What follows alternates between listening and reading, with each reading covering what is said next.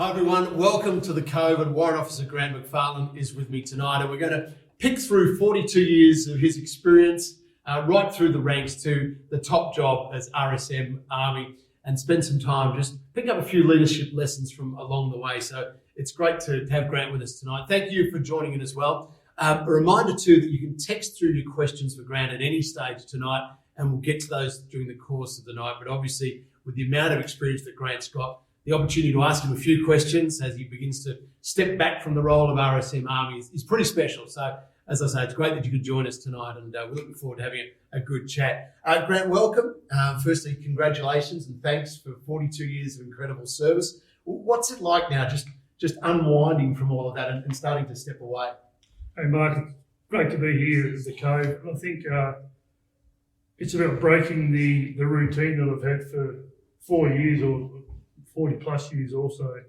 Up at 4:30, doing my own PT, home and back in the office by 8 o'clock and doing the day's work, just breaking that routine, not waking up to an alarm clock, and setting the new routine with my wife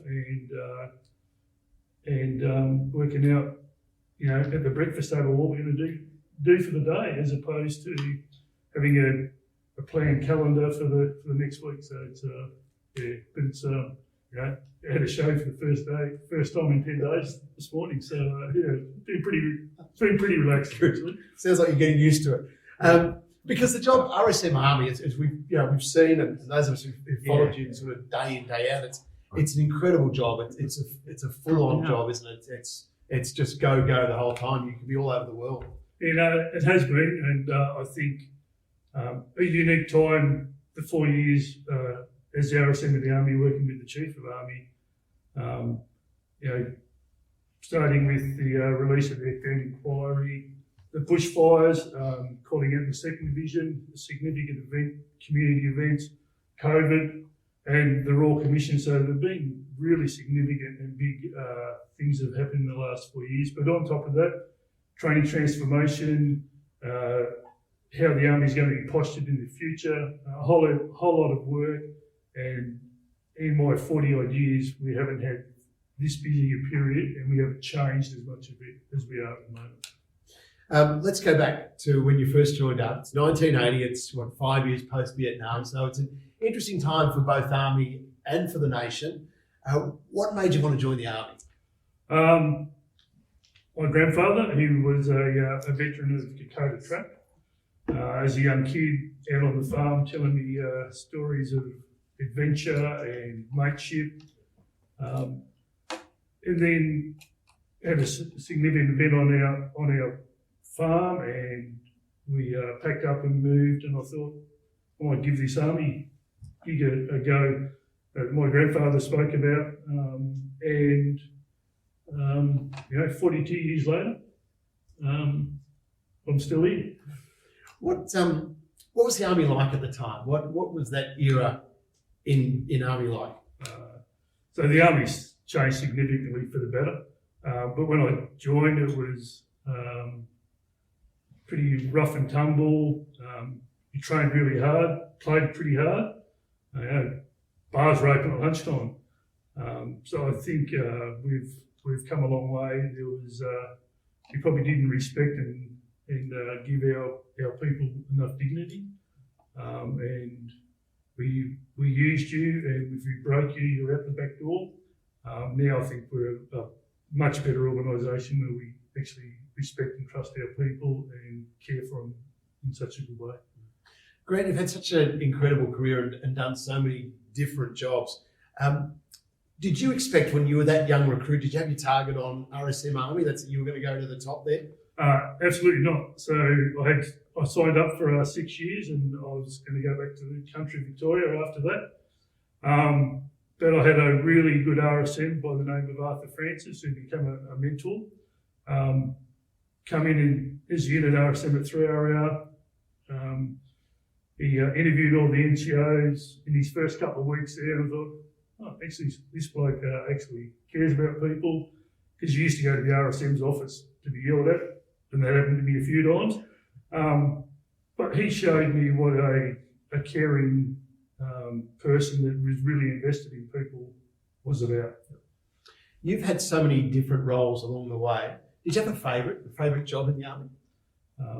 No, I didn't. Well, I don't think I do, but I'll probably end up giving you one. I enjoyed every rank. I enjoyed being a section commander. I enjoyed being a platoon sergeant, being the trainer and the mentor of the platoon. Same at CSM level, RSM. So I enjoyed all those jobs. They gave me a different opportunity. They gave me time to grow and develop as an individual, but also, I hope, develop those people below me that I work with. But I've got to say that the last 4 years has been pretty special. Anything along those 42 years that you would want to go back and change? No. I've learned some hard lessons along the way and had some great times, and I think it's made me the person and the soldier of the land today by those things. So I wouldn't change anything. We talk about the fact that no one does this alone in this job.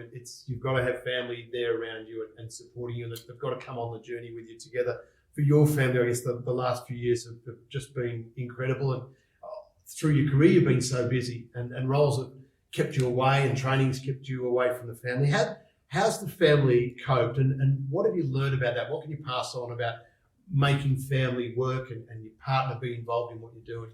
Oh, look, I think we've come a long way about families and supporting our families and that sort of stuff. So when our first son was born, I was on my parachute jump instructor's course, jumping out of an aeroplane at night, and my wife gave birth to Josh. We're not like that now. We would make sure that our people are at home with their families, but that was the way it was. But more importantly, you've met my wife. She's an incredible woman, and I'm blessed for the way that she's conducted herself and raised our family. Always made things work regardless, and she was the main stable behind our two sons and their upbringing. So family is really, really important, and I think that's something that we've really changed, and our focus is now making sure that the individual as well as the family are well supported. So important. Let's wind back to July 2018. You're appointed the 11th RSM Army. A great honour. Why do you think you were chosen at that time? That's a good question, and one I've never ever had asked the chief. But I think we were pretty similar in our views about making sure that our army was connected, that people are actually cared for and supported and looked after, and that we needed to be a different organisation, as in how we train and how we develop ourselves, and what does it actually mean to be an army, to be effective on the battlefield. In that time, in those 4 years, what would you say has been the greatest challenge you've faced? I undoubtedly would be the release of Afghanistan report, and being there to support the chief through those pretty incredible first few weeks of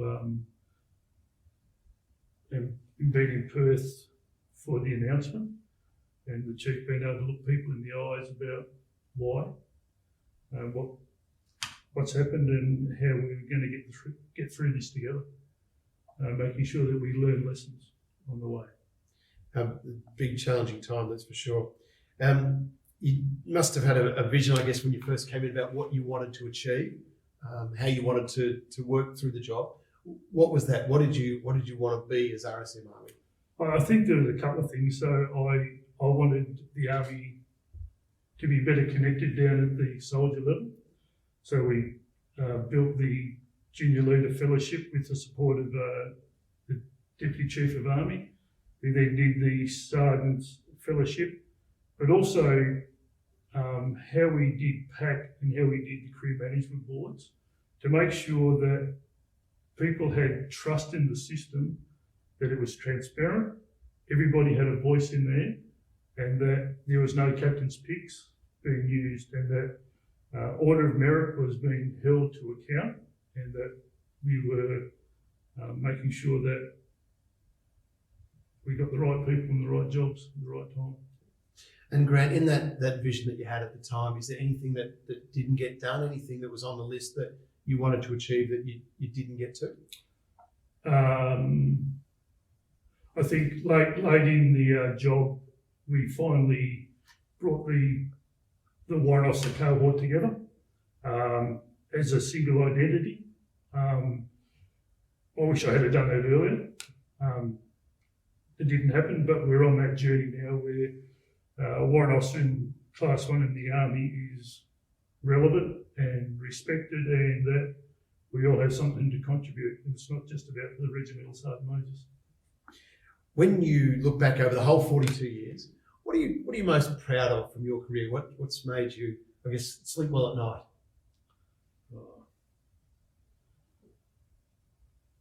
I don't know, it's a big question. I think most proud of is the great people that we have in our army, and that the way they contribute. And I said the last 4 years, especially how we've reacted to bushfires and COVID, being in the community, being part of the community.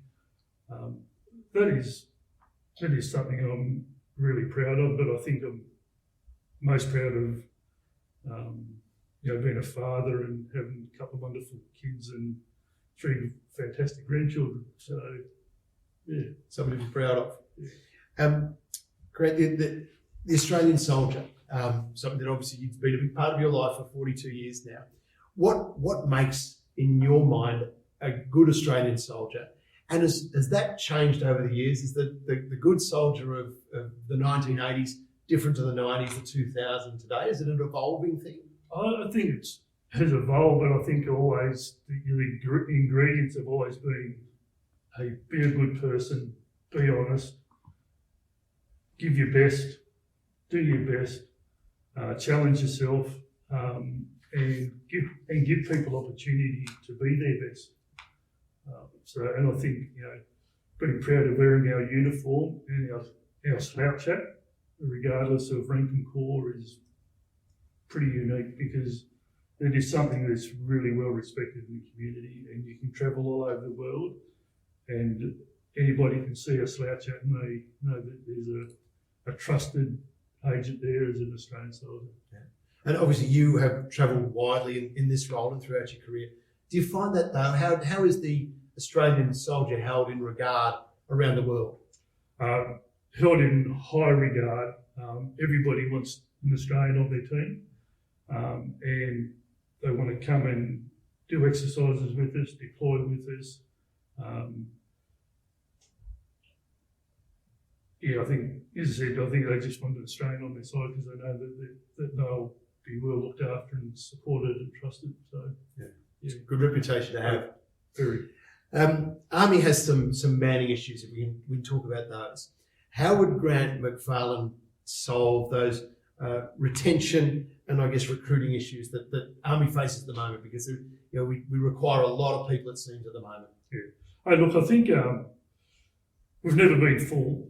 I suppose maybe in the late 90s we were. Then we got rid of a whole lot of people because we were full. But I can remember when I first joined, I was in a 5-man section for years, and when I was a section commander, I've never ever had a full section. So we've always had these issues, but I don't think we've ever shone a focus on it enough. So I think for recruiting we've got to recruit the family, not just the individual, take them on the journey right from the word go. And we've got to make sure that we live up to our value proposition about giving everybody an opportunity, caring for the family, caring for the people, and making sure that everybody has a good experience. And then if you choose to leave on your own terms, in good order, and then you can come back when we need to. And I think the other thing, we probably need to change the work practices. Maybe if Grant McFarlane, 30 odd years ago decided to leave, maybe he left and could still have the married quarter and still had free dental, free health and all that sort of stuff, just to ease out as you transition out. But you can always then come back and you've lost no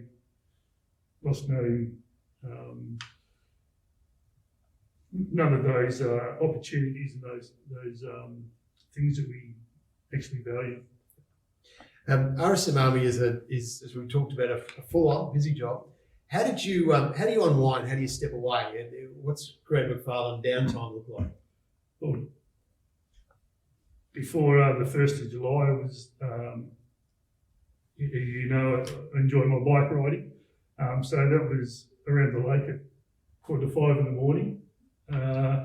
And on the weekend, when we did have time, get away to the coast, bit of paddle boarding and just time to spend with Trace and reflect.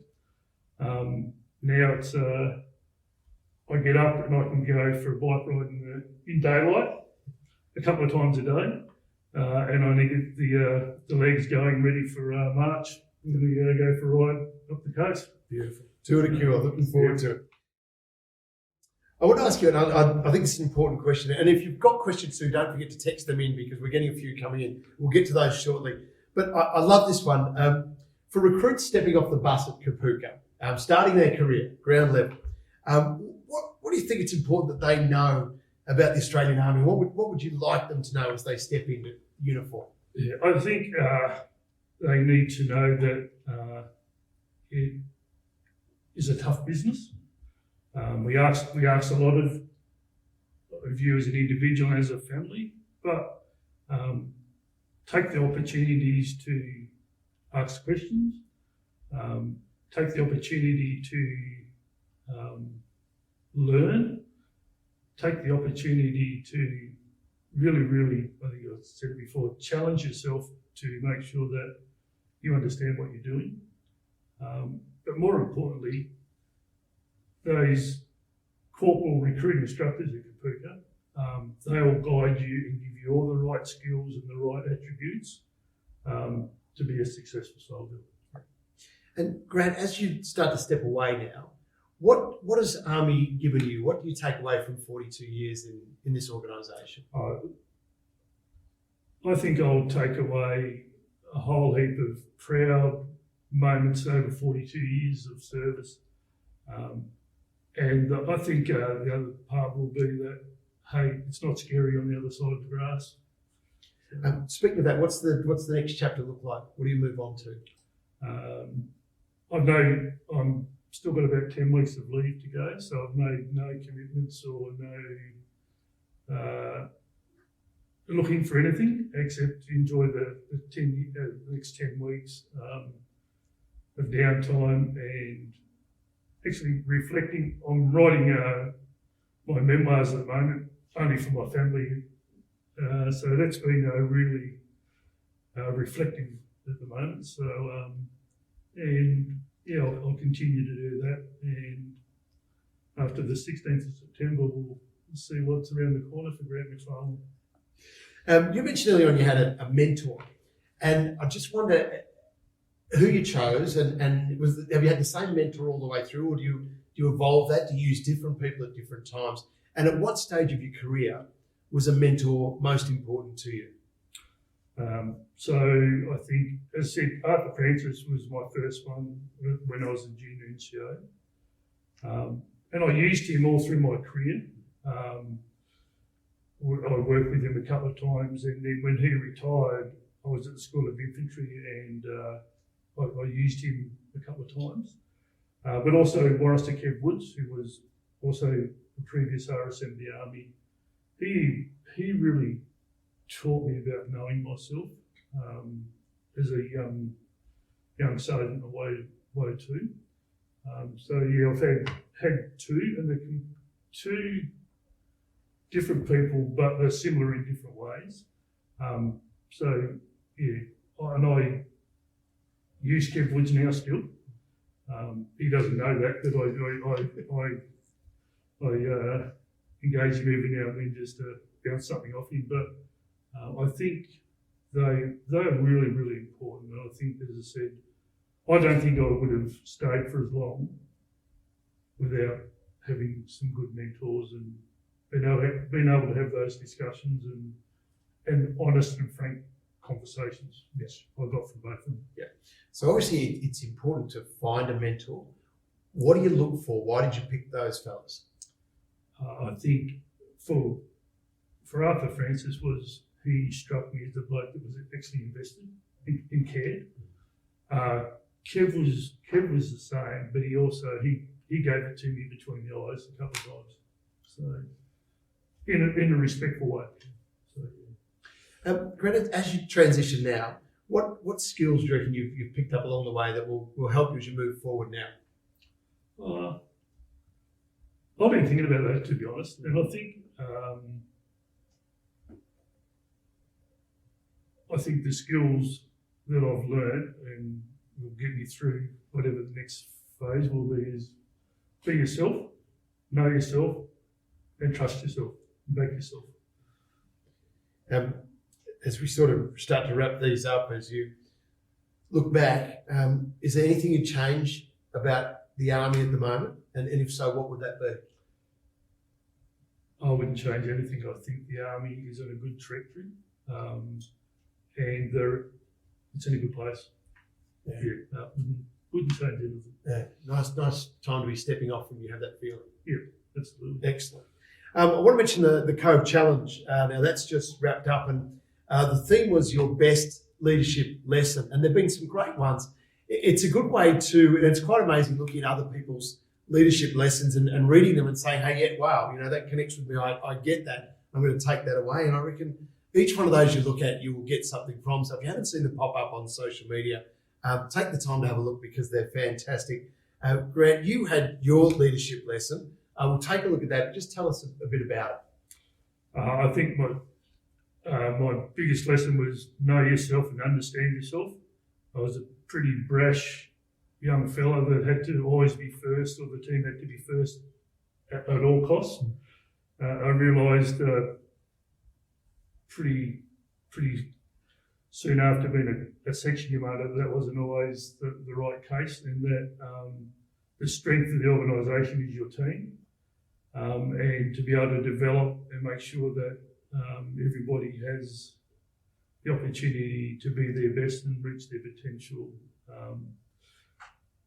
was really, really important, and probably a lesson I wish I had learned even before I became a corporal. You've had the chance to look through a few of these, and you're asked for your favourite, and you picked Lieutenant Aaron Thomas. Why did you like his? Pretty much as I just explained. I think he realised the focus and the strength of the organisation was having good team around you, but also being able to develop the individuals so they can contribute to the team and that they can reach their full potential. We're getting some great questions in, so thank you for those. We'll try and get through a few of those. First one, Grant, is from Lieutenant Colonel Glenn McKenzie from HQ Forces Command. Thank you, sir. He says, thank you for your service. And here's an interesting question. How have you developed those above you? Well, thanks for the question, and I hope that I developed him. Actually, we worked together at Rifleman Wing many years ago. I think being able to have those tough conversations in a respectful way is the way that you develop those above you,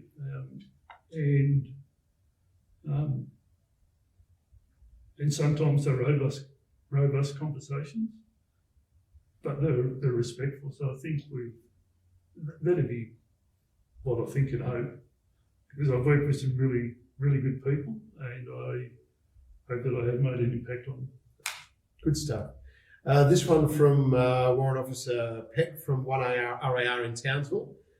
Firstly, thank you for your service. It's been an honour to serve with you. What are 3 pieces of advice that you would give a younger WO2 McFarlane moving into the role of WO1? I think, and I reflect on this quite often as you go through your career, but it's always know yourself and back yourself. And my last one would be learn something new every day. Good one. This one from Warrant Officer Class 1 Guy Musgrove, 12-16 Hunter Rifle Lancers in Tamworth. It says, congratulations on a high-profile career and achieving significant milestones throughout your 42 years. Is there something you didn't achieve that you wanted to during your time, and was there a reason that wasn't achieved? I don't think there is. I think I've achieved everything. Well, not that you ever set out to achieve, to the RSM Army or to be the RSM of 3 RR. You do your time, do the best job you can, and people will select you for your job. And when you get that, you go and do your best job again, you get promoted. So, no, I've been blessed. I've had a great career, and I've been supported by many, many great people. All right, next one is from Warrant Officer Class 2, James Long, 1 RAR in Townsville, says congratulations on a great career, not holding the 3 RAR background against you. Fair enough. What was your go-to advice to encourage soldiers to post out of a battalion and experience what the wider Army has to offer as a junior NCO?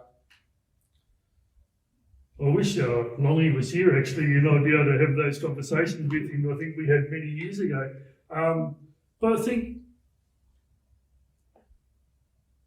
we've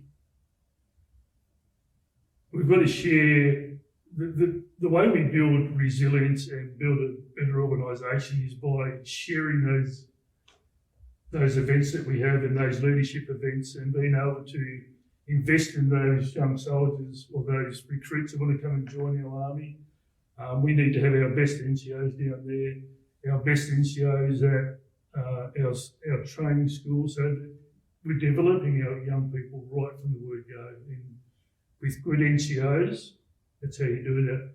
Also, at the same time, you're developing yourself as an NCO, building your leadership skills and your knowledge, that sort of stuff. So I think there's benefit in both. Mm. So we come to that point now where you're stepping out after 42 years, and 42 years that have been very much on the go. There's been so much happening all the time. What's it like at the moment emotionally? Is it what's the feeling of stepping out and stepping away from something that's been such a big part of your life? It's really interesting. I had a fair bit of apprehension about what was next. Mm. And I think,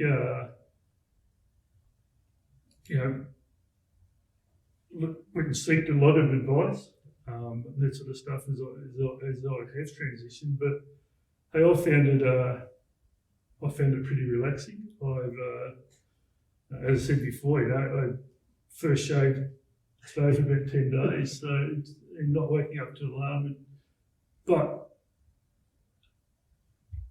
it did take a bit of, first couple of mornings about you wake up and that sort of stuff, and no alarm and that sort of stuff. But I think I will walk away from the organisation proud for the contribution I've made, proud of the contribution that people have made to me, and the investment people have given me, and the time they've given me to make sure that I've had a fantastic career, and that my family's been well looked after too. So I'll walk away a real proud Australian. Yeah, and so you should. And Greg, can I say on behalf of everyone who's worked with you, thank you for what you've done in your service, amazing service, and all that you've achieved along the way will stay with you for the rest of your life, which is a fantastic legacy. And particularly on behalf of the team at the Cove, we want to say a big thank you for the support that you've given the Cove to in developing it. And as the guys say at the Cove, anytime they've asked you for anything, you've supported and you've been there for them. So they just want to say a big thanks. Hey, thanks, Mark. But also, I want to thank the Cove team. It's come a long way, and I think this is a great platform to be able to get messages out, and it's always there for people to reach into. And I want to thank you for tonight. Thanks very much. I appreciate it. And that's the great thing about what we've got here. And so important, but before we lose you to the bigger world, to grab those ideas and those all that leadership and all that knowledge that you've got from 42 years. So again, can I say thanks for your service. It's been a pleasure to work with you. So all the very best, Grant. Have a great retirement or whatever it's going to be next. I will. See you on the bike. Thanks, everyone. Thanks for tuning in. I hope you've enjoyed this session on the Cove. And as I said, just great to be able to tap into those incredible 42 years and all of that learning. So we don't want to let that knowledge get away from us. It's always here on the Cove, so make sure that you drop back and check in from time to time. And those leadership lessons will be floating around as well. Have a look at those. But from us for tonight, thanks very much on behalf of the Cove, and we will see you soon. Thank you. Good night.